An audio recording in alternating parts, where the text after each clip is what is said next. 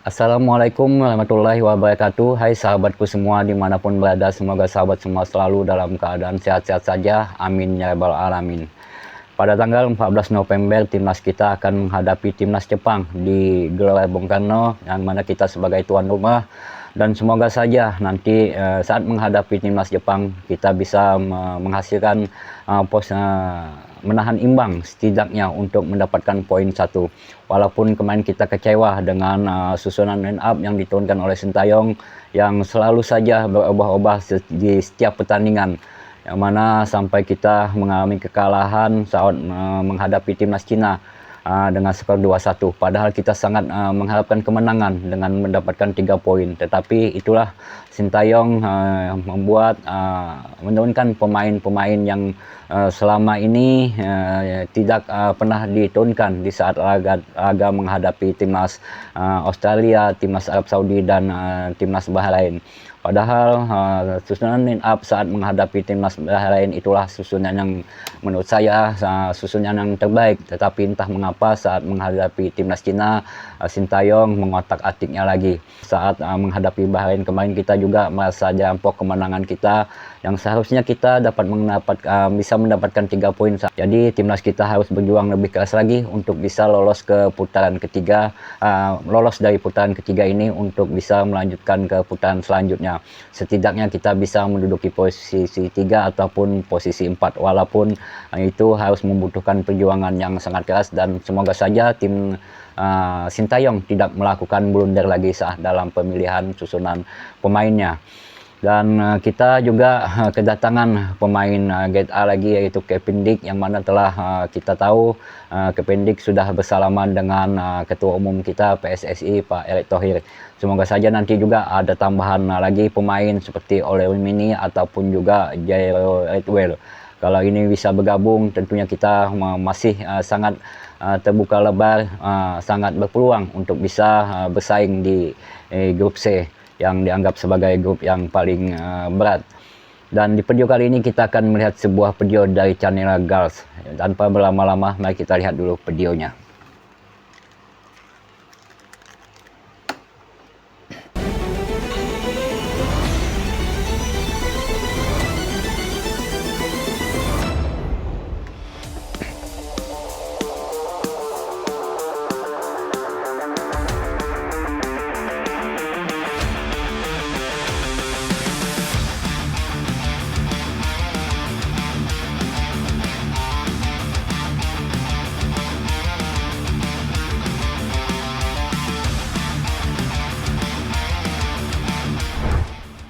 Melihat gimana perjuangan timnas Indonesia untuk menggapai mimpi ke panggung dunia. Walah, asli, beneran berat banget. Mulai dari direcokin sama para haters dalam negeri, kemudian tergabung di grup neraka, dan sekarang harus menghadapi polemik dengan Bahrain serta AFC. Akan tetapi kami pun meyakini kalau setiap rintangan serta segala problematika yang ada, pasti akan ada hal baik di belakangnya. Yap, bersama kesulitan pasti ada kemudahan. Di tengah segala hal berat yang terjadi, nyatanya justru memacu mereka-mereka yang ada di sana buat pulang.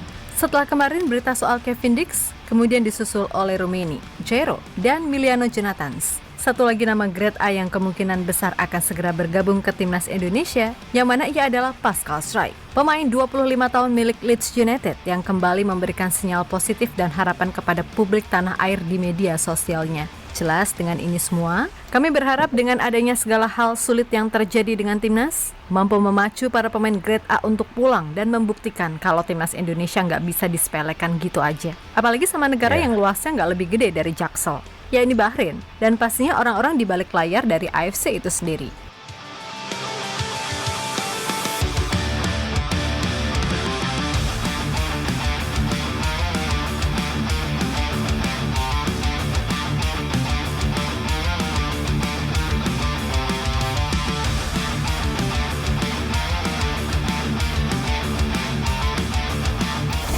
Timnas Indonesia memang sekarang ini sedang menapaki level baru dalam persaingan level Asia. Dan suka tak suka, ya inilah jalan yang terjal untuk mampu menembus level elit. Jelas semua mata atau sorotan sekarang sedang tertuju pada AFC. Sebab organisasi yang satu ini kayaknya emang benar-benar punya sisi lain dalam diri mereka. Masih ingat ketika manajer Timnas Indonesia Pak Sumarji hanya bisa geleng-geleng saat surat protes PSSI terhadap Bahrain yang sudah dilayangkan 3 kali ke AFC ditolak mentah-mentah. Ya makanya wajar jika kecurigaan publik sepak bola tanah air kepada AFC kini sudah mencapai level seperti detektif Conan. Dan yang bikin dongkol jelas bisa-bisanya AFC tanpa Fafifu Was-Was langsung menanggapi surat keberatan dari FA Bahrain untuk memindahkan venue pertemuan kedua melawan Indonesia ke tempat netral. Dengan alasan Bahrain khawatir serangan online yang masif dari Indonesia akan berwujud nyata di GBK. Kan kocak gitu loh. Nah, selain masalah itu, ada juga masalah lain yang sedang hinggap di tubuh tim nasional. Ya, apalagi kalau bukan seruan mengganti STY dari berbagai pihak yang mungkin menjadikan ini saat yang tepat buat berkoar-koar. Ditambah ciri khas netizen kita yang dikit-dikit out, membuat semuanya jadi runyam. Ya emang sih nggak bisa dipungkiri, kegagalan Indonesia meraih target minimal 4 poin dari Bahrain dan China membuat langkah tim Garuda dinilai makin sulit. Tapi ya nggak dikit-dikit STY out juga kali. Ingat, kita itu baru kalah sekali loh, dan jarak poin antara peringkat 2 sampai 6 juga tipis. Jadi atas dasar apa? Hanya karena Koshin dalam tanda kutip blunder di laga versus China, lalu tiba-tiba kok disuruh out? Pesimiskah kalian ketika nanti dihadapkan laga melawan Jepang home away, lalu Australia juga away, dan Arab Saudi yang kita main home? Dan apakah kalian juga pesimis kita bisa curi 6 poin di kandang sendiri dari China serta Bahrain? Ya, kalau kalian pesimis sebelum bola ditendang, ya udah, berarti hanya sebatas itu aja sih kecintaan kalian ke timnas Indonesia. Sebab media Vietnam yang selama ini banyak julid pun juga heran gitu loh. Kok bisa netizen Indonesia secepat itu berubah pandangan ke Kocin hanya karena 1 kali kekalahan?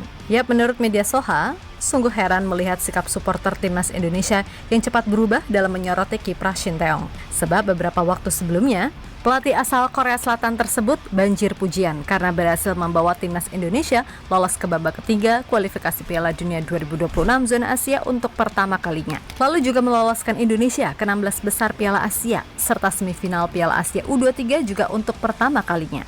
Pada hari-hari sebelumnya, pelatih Shin Tae-yong banyak dipuji karena berhasil membawa timnas Indonesia lolos ke putaran ketiga kualifikasi Piala Dunia untuk pertama kalinya, dan jangan lupa hasil di Piala Asia Senior ataupun U23. Kemudian hasil imbang beruntun di 3 laga yang menghadirkan kejutan di sepak bola Asia. Seluruh tim Asia memuji Indonesia terutama setelah pertandingan melawan Saudi Arabia dan Australia. Tentu saja supporter Indonesia sangat senang.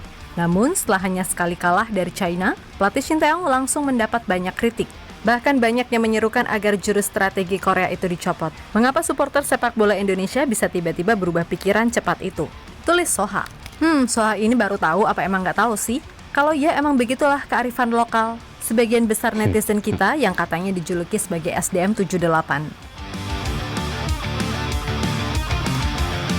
Ya, kita sebagai pendukung timnas, walaupun main kita telah mengalami kekalahan, tentunya kita selalu seharusnya kita mendukung dan tidak perlu dengan menghujat, karena memang timnas kita baru mengalami kekalahan 1 kali saat menghadapi China. Jadi marilah kita beri kesempatan lagi kepada Shin Tae-yong.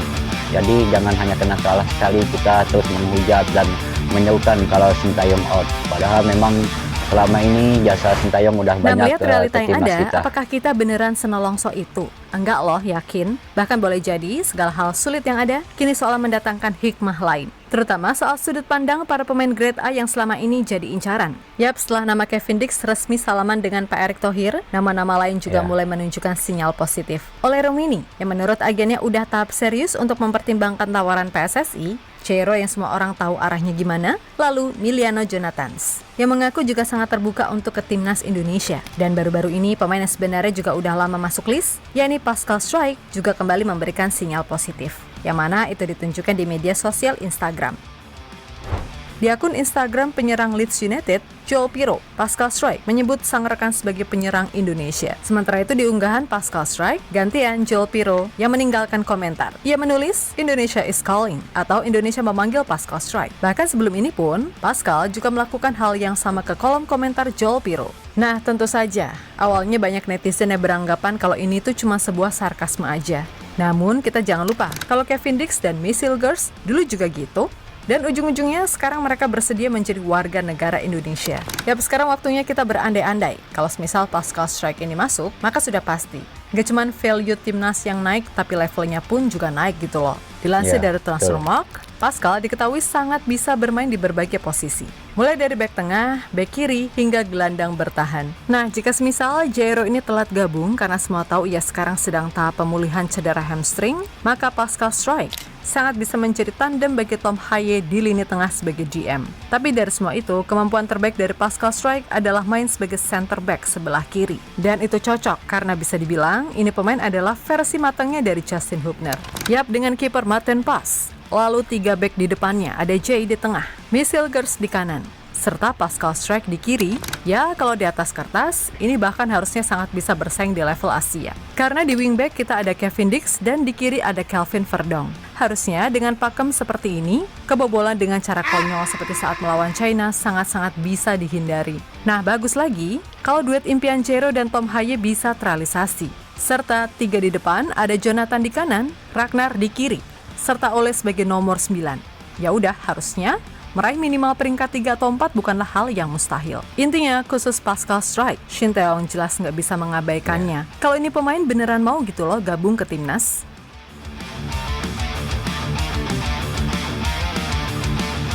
Semoga saja nanti Kevin Dix kalau telah resmi bisa dimainkan dan jangan lagi seperti yang saat menghadapi China seperti Eliano malah dicoret dan tidak ada, bahkan di susunan pemain bahkan di bangku cadangan pun tidak ada karena dicoret oleh Shin Tae-yong.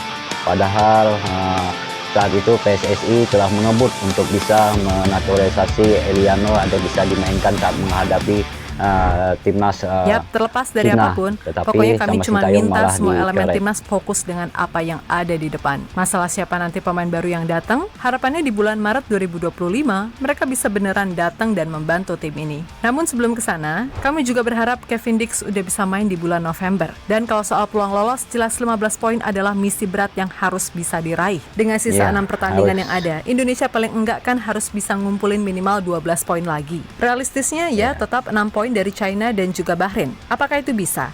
Harusnya bisa, karena Semoga pastinya saja. pemain dan Memang pelatih seharusnya juga harus udah bisa. belajar dari kesalahan sebelumnya. Lalu soal lawan Arab di kandang, please banget semoga nggak ketung 1-0 aja. Entah itu gol penalti atau lemparan Arhan, kena muka Al-Bulaihi lalu masuk gawang juga nggak apa-apa, yang penting gol. Kemudian melawan Australia di laga away, ya apapun caranya minimal 1 poin harus dapat. Nah, kalau soal lawan Jepang, mau pakai cara parkir bus kayak parkir pesawat kayak parkir tank. Atau kalau perlu nih, tembok China pindah depan gawang Maarten Pas. Kita harus bisa curi minimal 1 poin kandang ataupun tandang. Kalau semua itu bisa dilakukan, insya Allah peluang finish di posisi 3 atau 4 sangat terbuka lebar. Ya emang pas itu nggak gampang dan sungguh teramat berat, tapi ya tadi, kalau di Maret dan Juni 2025, skuad kita bisa sesuai harapan, plus Coach Shin nggak coba-coba sesuatu yang aneh lagi, peluang itu ada kok, walaupun ya hanya sekitar 30-40%. So, tetap semangat Garuda. Tunjukkan ke Bahrain. Tunjukkan ke AFC. Kalau tim ini nggak akan jiper hanya karena ulah kalian. Malah yang ada, ini bisa mematik para pemain grade A buat pulang membela tanah leluhur yang sedang disakiti oleh barisan aliansi Tim Teng yang nggak ikut-ikut diriin AFC, tapi tahu-tahu muncul jadi yang teratas di organisasi.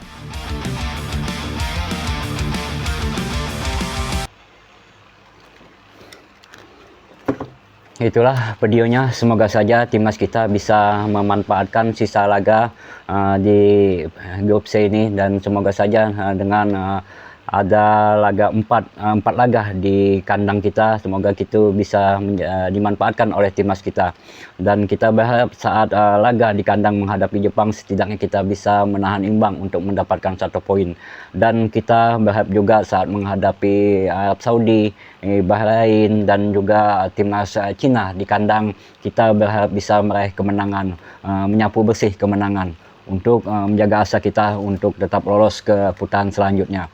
Karena kalau saya lihat kita bermain kandang saat menghadapi Bahrain dan Cina, sebenarnya kita bisa menang.